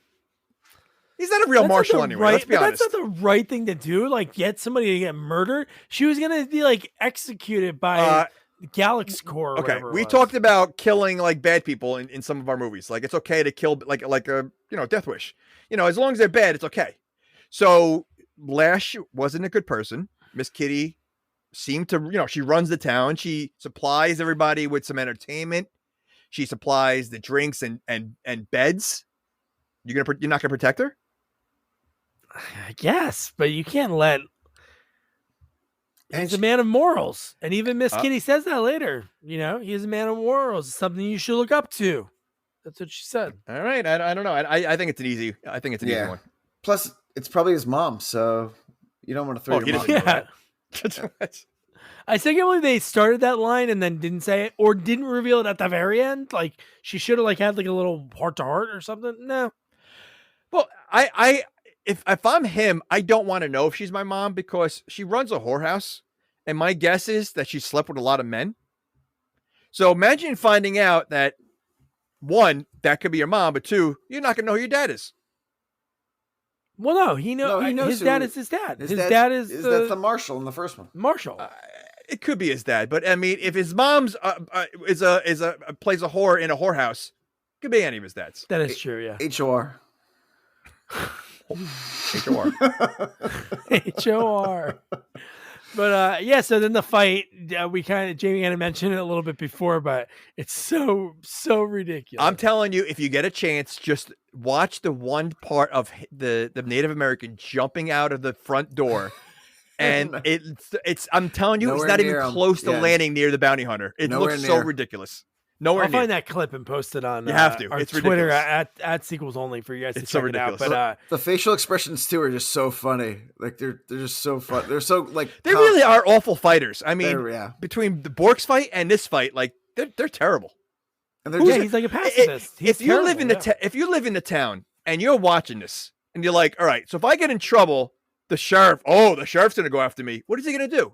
They've seen him. They couldn't take. They can't take anyone. Crime should be like going crazy there. yeah. Yeah, Who's gonna be essentially, afraid of him? he doesn't like to use a gun and he can't fight. No. Okay. But I'd man, be and more then- afraid of Miss Kitty than anyone else. Yeah. or even Stell, because she's ready to fire a gun. She shoots right at him, and he uses the magical cane to like pew pew, Ridiculous. and then he like lasers or he like messes up her hand from so far away, and yeah, he does some crazy stuff. That's a magic cane. He's magical because I thought he was a robot. Well, until he does changes- arrive in he arrives in a spaceship. He's the only one that has a spaceship, so I'm not surprised. Yeah, but no, the fact that when he changes, So do you think he's half robot, half monster? Because his hat gets knocked off. yeah, no, I thought, oh, dude, when his hat got knocked off, I was thinking like I thought he was a robot. I wrote, was he Frosty the Snowman? Like the hat has the power and it gets knocked off, and then he has no power because he froze. And That's then what I literally froze. he makes his face like I thought he was gonna have something hiding under the hat because it's such a big hat that I thought it was like gonna like Ooh. either have like some kind of alien head Yeah. or something like that. An Like alien made no sense. operating him. No, Like like something in, like that'd in be Men in good. Black. like the green Yes. one, like the green alien in the first one when they're arm wrestling. I didn't see the first one. With like the vampire frog that like bites. Oh yeah, the- that was cool. Oh, that was fucking awesome. Wait a second. Wait, I did see it because I saw 15 minutes of the Yeah. movie Yeah, in you the s- oh, beginning. yeah, and you they, saw and they it. showed the frog. And Classic. he's like, aren't you afraid of dying? And he's like, I fear nothing. And then it attacks him. and then He's the like, frog jumps on him. Well, he stares then- at the frog first. and then Gaunt goes, ugh, pain in the neck. Yep. I loved it. I thought it was so funny. Gaunt does have a line before we get into the change. What- Gaunt has a line when he's very sad, when Marshall's trying to figure out what to do in this situation, and he looks at him and he goes, "Where the heck's the line?" He goes, "What's wrong, Marshall? You look like some of your best friends died. Did they?"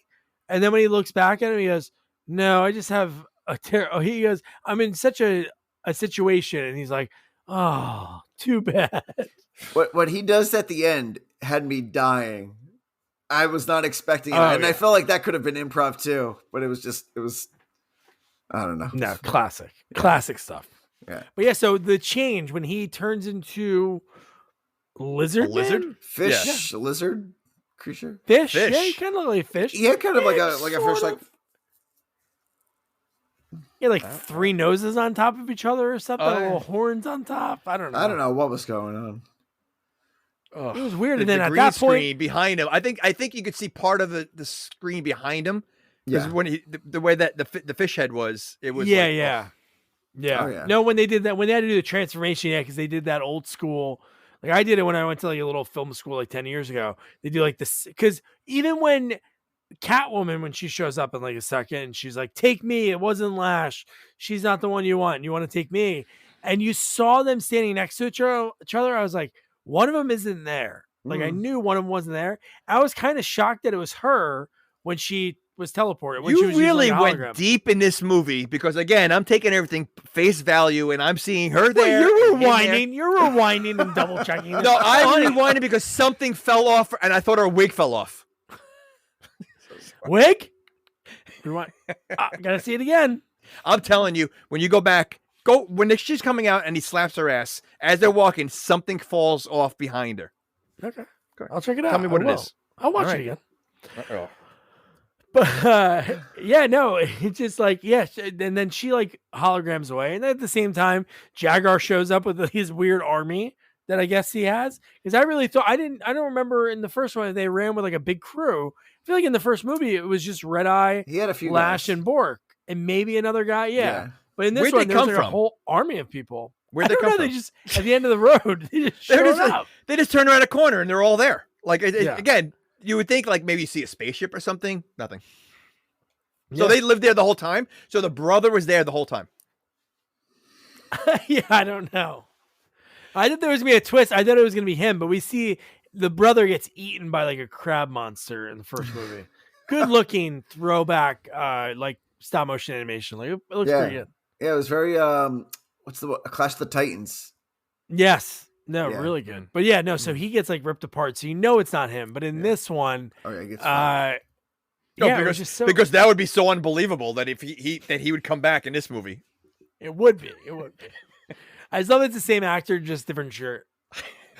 And not a red eye. Is it so? Is it the same actor that was in the first one? Yeah, it's Yeah. that bad guy. Andrew, Divoff. tip off. Yeah. So the fact that he's playing a different character, but they brought him back because he's the only one that probably fits the mold of the mask. Great That's mask. what- And they were like, don't take those scales off yet. We could still use them. Don't. Yeah. So he basically pulled like a Clark Kent. Like he has the red eye in the first one, but he takes the eye off now, and no one recognizes him. Nobody Yeah. recognizes. You look like this Okay. fella, James, Billy. You mean Red Eye? No, he's got a No. red eye. It can't be him. Wait, and his name was Red Eye just because he had Yeah, the red it's eye. his He had the Yeah. red patch. Yeah. Okay, that's creative. All right. But yeah, so then Miss Kitty's like, you're gonna take me in, but you have to catch me if you can. Because she's like, huh? And he goes, ooh, I like a challenge. He's like, oh, what are you gonna chase in your spaceship? He's like, no, where's the fun in that? So he's gonna go on foot. But I love. But a that's where he line- gets the robot horse. Yeah, yeah. Where'd he get that from? He had it on his Because ship, maybe. it was standing next to a regular horse. It was definitely Doc. Doc made that for him. Custom order. Maybe. Doc does a lot. He makes an electric whip. He makes an electric the robot horse and then the robot arm. Well, he's up all night. Yeah, He's up all night boozing, so he's like, I got to do something in between. Yeah. But I did really, I did enjoy Stell. Hate it. She hated my girl.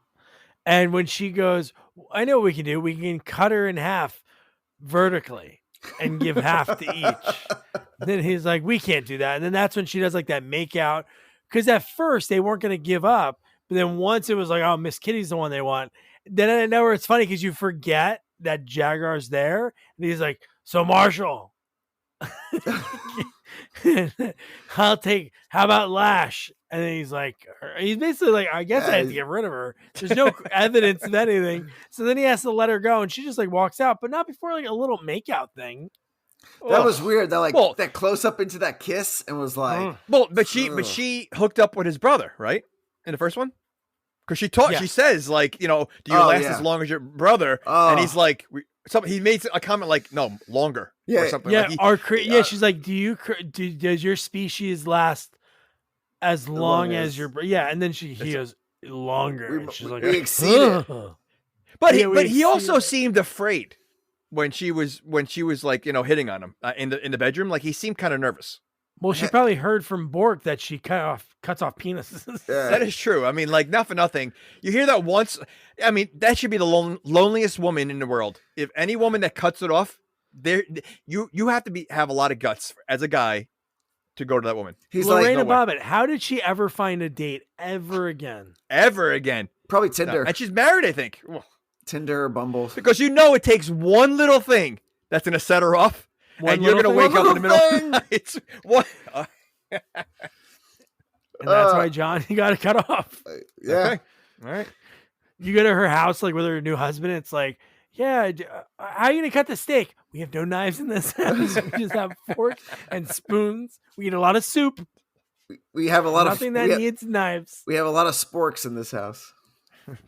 We only use No sporks. knives. Even a spork, I wouldn't. even a fork, I wouldn't trust. I could see her like stabbing it and then Oh, trying to, yeah. you know. Spoon. I guess a spoon's the way to go, but I guess you Yeah, can I fashion would say a spoon. spoon. You could probably sharpen a spoon. Or you know, we just eat with our hands in this house. That's Yeah. true. Yeah. it's only handhelds. That's it. Only Burgers But no, and sandwiches. So now we're talking about them, even though it's a scene that's separate for the rest of the movie. But how about when they're fooling around? Like their dirty talk is like, yeah, I was gonna as soon as I got the what did she say? As soon as I got the money from you. Oh yeah, because he goes, I'll give you at first he goes, I was gonna give you a little cut, but I'll give you even more for the draconian mine. And then when they're hooking up, she goes, I was gonna kill you as soon as I got the money. He's like, I was gonna kill you as soon as I got the map. So dumb. And he goes, just don't rub my scales the wrong way. Oh yes. and then she started petting his head. Yeah. So like I don't think he was talking about those scales. That's and her. What scales do you think he was talking about? On his penis beetle. But no, how about when he goes, your skin is so disgustingly smooth. So dumb. Talk about some dirty talk, man. But then then cut to when she's running away. So now, I think it was silly. How about the marshal who hasn't done this job this long, but he knows the rules of when bounty hunters are looking, that they have to take the local law enforcement, because he pulls out page 147 of the manual, and then Sweeney has to take him with him. So now they're both looking for Catwoman, and she happens to be going to, I guess, the only other set on this movie. They couldn't go somewhere I was going to say, how far do you think that cave is that they needed a map to get there? There's nothing else around. Like, it doesn't seem that difficult to find. Yeah. And they get there pretty quick. Giant mound. It's probably like it's literally in the middle of nowhere, and it probably took them very short. Like maybe that's why it's such a short map. Yeah. Oh yeah. So they shot this movie in Romania, right? Yes. That looks nothing like. I mean, I don't know what Romania looks like, but that looks like. Wait. Whoa. Did you hear what you just said? What? You just said they shot this in Romania. Pause. I don't know what Romania looks like, but it's not. Wait, so you don't think there's a old Western town and a desert in Romania? Or caves? Maybe in Western Romania. I don't know. I mean, I don't know. I'm thinking of like, odd climate. Like, I don't know what you think of. I wouldn't even guess what I thought of Romania. Just like cold, like almost like Eastern Europe. Considering the set looks like it's made of styrofoam, I don't think anything it's based still on this holding movie up. Barely. I mean, literally every time, like I said, every time they walk or anywhere, it looks like something's shaking. Yeah. So then they finally get up to find her, and they don't even find her at first. All he has is like a tracking thing, which is kind of silly. And I know you were mentioning Doc Valentine. How about his stupid invention that he was using in the cave? It was like a circular tube, and I don't even know what it did. I don't think they knew what it did. Yeah. No, not at all. But then at the same time, like they guess that she's going to be in there when we see that she's in there. Like we see her in there making the line. At first, it looks like she's pouring gunpowder. Wait a second. Then there's a fuse at the end. How'd they all get there without the map? Well, I don't think they're looking for it as a draconian mine. She's just hiding. No, I know that, but I mean, they found. Okay, Miss Kitty found it. Yeah, how did she find it? How did she find it? That Lash needed to cut this guy's junk off to find out where to go, but somehow Miss Kitty doesn't have the map because did she leave it? As far as we know, Lash has the map in her wallet. Okay, well, I can tell you, I can answer your question pretty easily. Maybe he was a frequent customer, and she was, and that was her client. Oh, so she already saw the map. Okay. Yeah. So was he also a customer for the sheriff and bounty hunter? Because they found it. Maybe. Yeah. All right. Because again, I mean, they made a big deal about getting this map. Yeah. Yet everybody knows how to get there without the map. Yeah, everybody knew. Well, it's funny. That is funny. To me, it's just like they didn't have another set to use, and that was away from the town, so they had to use that. But it was silly that they ended up going there. Of all places that they go, everybody got there without the map. The only one that needed a map was Lash. No one else needed a map. Maybe it was just the next thing over. Maybe it was really like you walked out of the gates. It's like, hey, there it is. Like there's nothing. Like it's like desert. Hey, what's that giant rock giant mound over there? Huh. Well, then to answer your question earlier, I'm assuming then the map was tattooed at not full attention because you didn't need a lot of space. He didn't need a lot of space. If it's the next town over, it's going to be a short map. Oblivion is not that big of a town. It's a small town. But the fact that she's like, she in her head, even though she can teleport and everything, she could probably teleport back and know where everybody is. Well, not teleport, hologram herself. Well, yes, she's sort of teleporting. She's hologramming, seeing everything. I'm guessing her conscious can tell her what she's seeing. But the fact that she doesn't know that Marshall is with her, with Sweeney, she's setting up to blow the whole place up. So she's going to murder this guy who's just doing his job. Wait, essentially. why is she blowing up the cave? Well, she's trying to set a booby trap in order to catch Sweeney in there to blow him up. That's why she turns his cave. Then at first, which I hear the dumbest line I've ever heard in a movie when it comes to natural gas, when she pokes the wall and we hear the sound of air, and all he says later is, "It's natural gas, nothing to worry about it unless there's a spark." And I'm like, yeah, you should worry about that. Like that could happen just by walking. And what did she use to light? I mean, was just the gas from the okay? So the gas that she was using was stomach acid. Oh, was that it? Was that so? Is that the gas from? Yeah. Okay. Or okay. nothing. So, no, it was maybe in the anus. I was gonna say so now when she poked the side, that was the gas coming from the cave. Wow, I didn't even think of that. That's good. See, look, you're looking into it. You're looking next level, dude. Yeah. You're peeling all the layers. Like an onion. This movie's an onion, and you're peeling the layers, man. It stinks. It doesn't explain why a little turtle's in there, but that's the little turtle very confusing because I don't think a little turtle would just be wandering inside. I don't know how you could walk inside of. Again, maybe that whole cave thing makes no sense. That were they inside the stomach? Like what are they inside of? The butt. Maybe they're in the butt. It's a hole. Well, did it smell in there? Because they didn't seem like it smelled in there. Well, they smelled something when they smelled the gas. Well, she made a leak. That's all right. Well, it doesn't eat. It hasn't moved. Whatever. It looks like it's never moved. No. Okay, let's be honest.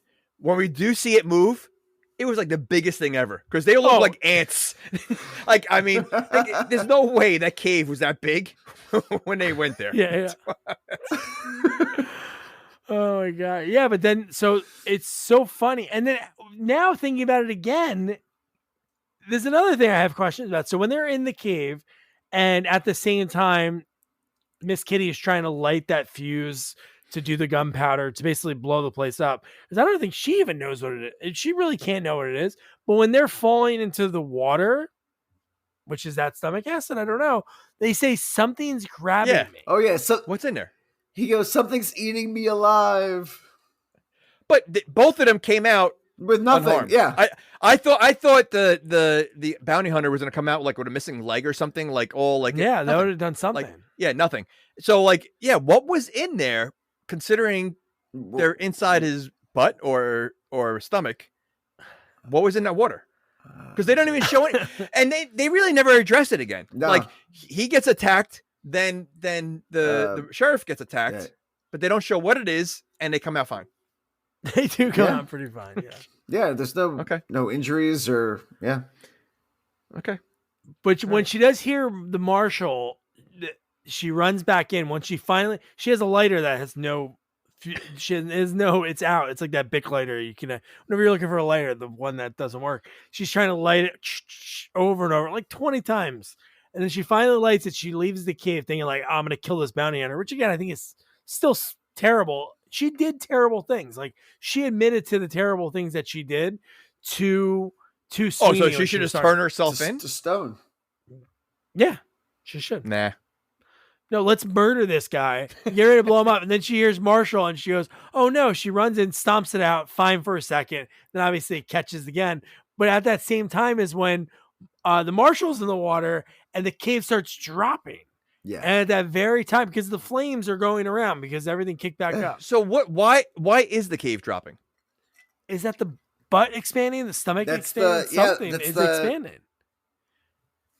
Is there thorns on the stomach? That They're not. They don't explain. Like they really, I don't think they understood what they were doing with this because it just makes no sense. Or was the... So again, let's just talk about it. So what it is, somehow they're either inside or they're underneath a giant turtle. Because now I'm thinking, is that the stomach of the turtle that is compressing down, or are they inside the turtle? Well, the hole. I thought the hole was the. So the cave, they walk in. That I mean, if anything, that does look like a butthole. They keep coming in and out. No, I know. It's like So, the yeah, crack I mean- and everything. Yeah. Yeah, I mean, but again, why would there be a little turtle in there Yeah. living That makes inside? That's the living weirdest thing. inside this big turtle. And like I said, this turtle is massive. Like, Huge. you know, when it moves, you know, you're thinking like, all right, you know, it's going to be, you know, like a rock monster or something. No, they literally look like ants when they're running away. Yeah. Oh, they're- and yeah. and the turtle moves so fast because it catches up to them and seemingly crushes all the bad people without us knowing. One step, you know, I mean, the size of the turtle, it's gonna reach them. Yeah. Doesn't have to go that fast. But oh my god, dude! When he uses so Sweeney uses his magic cane that's holding and stopping it, like in Star Wars, like they're able to stop like the trash that compactor.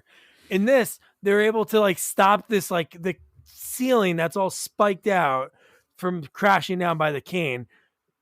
You know, Miss Kitty comes in, she's pulling them out, and she goes, "You go," and she goes, "My son," and then I forget what she says instead. What do you think she was trying to say? Son? I know. I was just kidding. but why not? But why not really address it? But I'm saying, but why not really address Because it? I think they were leaving it for the third, for the trilogy. Oh, fuck! I would love that. Because I mean, doesn't the movie kind of end with her? Yeah, it does. It does. Her, yeah. Right. So I think they were trying to lead like that would be the third story, which thank goodness they didn't make. Well, they wanted to, but apparently things didn't work out with Paramount. Apparently, no one watched the first one, so they're like, you know what? Why would we make the a third first one? one's like a huge. It's so funny when you search this movie, even on Tubi. It's so funny. All the big Elvira did an episode on it. Shatner had some like half-ass kind of trying to be like Elvira kind of thing. Riff Tracks did it. Like all the people did it. We did it. So maybe we'll be on Tubi or something. But no, it is. It is. It's what it is. It's a campy movie. But no, the fact that we see that turtle, like I don't know where that giant turtle comes out of nowhere. She says, "My sister," and then she falls into it. They run out. The place explodes like underneath the turtle, and then that's when it starts moving. And you're like, "What the? How the hell does that happen?" How does it happen? And like, I want more of a story with this turtle. I know Like, you do, yeah. are a there- spin-off spin-off. movie of the turtle. And then I could watch it then. Like, you know, that turtle was the size of the Godzilla turtle, Yeah. Gamera. Gamera, Like yeah. that's what the turtle looked like. You know, like that's what it should have been. You know, like is there another turtle? Like, was that his baby, the little turtle? Do you imagine that little turtle turned into that? Well, it wouldn't turn to anything because Lash tosses it aside. So Nick's always in the movies when our actors or actresses like hit animals. Like when Yeah. when Oh. Don Fauntleroy's wife Kicks the kicked dog. the dog and Munchie shows up. Oh, that poor dog. She punted. Rough She stuff. punted that. She punted that thing. She did. But then, so the end of the movie, we get the Sweeney. He's leaving, and he's like, "How about a kiss?" And she goes, and Zach goes, "Nope, she's with me." And then we do they make out. I'm telling you, if you watch that again, the fact that Mateo takes his hat off to be like, "Bro, I got you." listen, that was a deep makeout. They were Yeah, it going at it. They were into it. They were. And So what do you did, think Lash yeah. is hooking up with the green guy still? Oh yeah. Oh, wasn't that weird the way that cut? Well, I think they died. No, We they saw died. them They going died with up the turtle. to the turtle. The turtle ran Who them does? over. The turtle. Lash died too? Yeah, she And the was there. army. Well, they assume that because they're They like, crushed- "Oh, it's coming towards us." Yeah. And then we see a far shot and we hear like a sound, but Oh, we forgot the dick joke. hopefully not. They made a dick joke earlier in the movie with them, with the mother loads, and he's like, he's like, we're gonna get the mother loads of all mother loads, and then it's like, yep, it's all coming to us. Really? Yeah, I don't remember that. The green guy says, yeah, it's all because she's like, we're gonna hit the mother loads of all mother loads, and then the green guy goes, and it's all coming to us. I was like, I did not catch that. Did they just Was make that during their dirty talk of murdering each other? No, that's when they were going towards like what they thought was like the treasure turtle thing, or the turtle. Oh, when they were going there? Oh, Yeah. okay. I I was probably still so blown away by everything that was transpiring in that cave. But no, that's good. That's That good. was pretty funny. But, I just thought it was funny. God. So then when they're doing the funeral, and then who walks up at the funeral? Miss Kitty walks up. They go, how did you know them? Again, why wouldn't the friggin' Lurch knows her? And the fact that he's like, how do you know the deceased? Or how well do you know the deceased? Very well. And turns around. And dude, George Takei crushes this scene. Tarnation. And I love how you could add like a long ass scene. I think that's what's funny about with Sam. Sam obviously has a hand in the writing a little bit, I'm sure, like on set when it comes to it. But I love he goes, for once and for all, you're going to have to stand there and you're going to have to tell us the truth about what happened to you. And she goes, free drinks at my place for everybody. And he goes, all right. And then everybody leaves. That's what I mean. Miss Kitty is like the town. Like without her, she's like the mafia. Nothing. Yeah. So, and she said something about 9 lives, right? She does. Yeah, she referenced that because it's funny because I mentioned that. I'm like, 9 lives are over because I thought she was going to say that because every time her and Sweeney went back and forth talking, even in the cave or before, it was like cat and mouse game. Like they kept saying those lines, but and then we see Gaunt when he says, I canceled bingo. It's Thursday. I know you'll make it up to me. Yeah, that's the scene where at the end when she's like, oh, I don't know like how I'll be able to, and he pats her on the butt and he goes, you'll find a way to make it up to me. And then he like walks out smiling. I was like, a lot of ass improv in this movie. A lot of ass work in this movie. Is that okay? Yeah, a lot of, yeah. And I'm wondering, I'm like, so what'd you think about that scene? Sometimes when I really need to change a scene, I just smack the person in the ass. I add that little flavor to it. Get that natural reaction. And then Mateo and Stell are dating now because they leave like together, like hand in hand. You're like, okay, this is it. Ugh. And then boom. And then Julie Newmar with the last line. Ah, sweet mystery. And that's literally all it is. And I'm like, wait, huh? They're setting up the third one. Yeah. The Oblivion universe, man, bring it back. No, I do. But again, I think the one thing, again, that was Oblivion too. The thing that I love about these type of movies is obviously when you watch a movie, you like have to be transported like into that time to think about what influenced it. And again, this is like so Twin Peaks. Like I could have seen a show like this, like it's set up like a series. Even when you're watching it, they have it's the a two sci-fi movies. series. Yeah, but when you're watching it, like even though this is an hour and 40 minutes, the first one's I think 90 minutes. When you're watching them, you're like, it's episodic. Like you're seeing these things. You can. Well, see it's really an hour and 30 minutes. We spent 12 minutes of watching the first one, movie, and the credits, and the credits are 10 minutes long. Yeah, yeah. So you know what, you're right. So now it's that we're down like to an hour and 15.